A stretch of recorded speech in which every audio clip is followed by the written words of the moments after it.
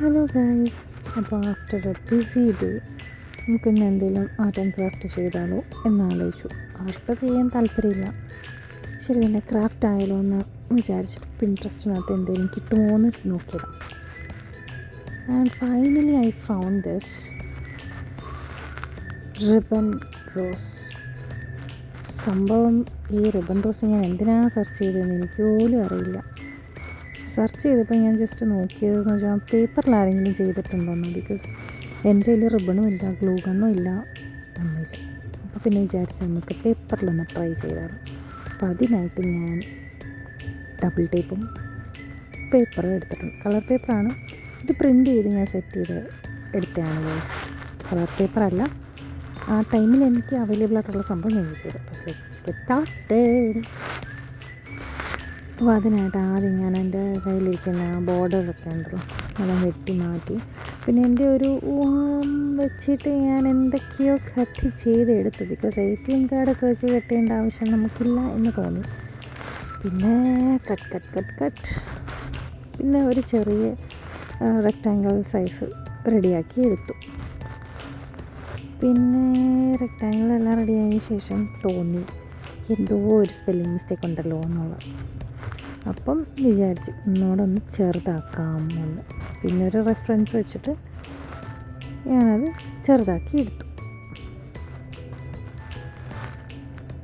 ചെറുതാക്കി എല്ലാം കട്ട് ചെയ്ത് സെറ്റ് ചെയ്ത് വെച്ചു. എന്നിട്ട് ആവശ്യമുള്ളത് മാത്രം, അതായത് ഏതൊക്കെ വെച്ചിട്ടാണ് എത്രണ്ണം വെച്ചിട്ടാണെന്നുള്ളതെല്ലാം സെപ്പറേറ്റ് ആക്കി എടുത്തു.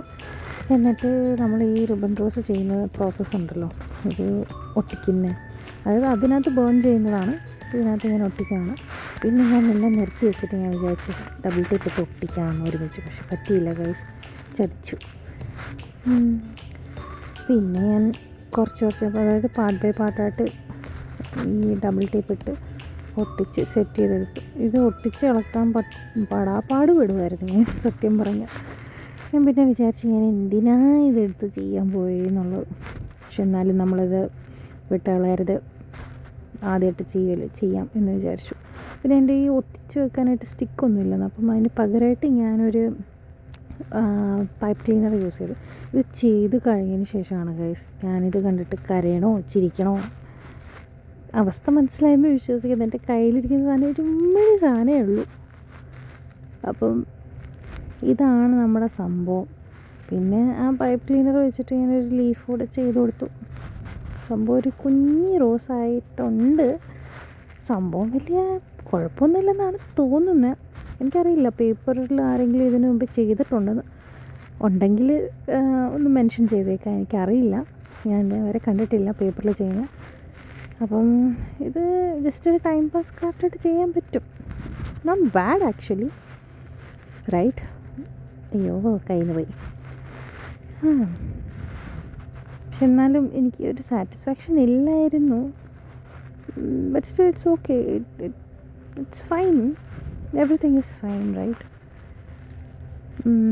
ഇഷ്ടപ്പെട്ടെങ്കിൽ ലൈക്ക് ചെയ്യുക, ഷെയർ ചെയ്യുക, സബ്സ്ക്രൈബ് ചെയ്യുക. Okay, thank you so much guys.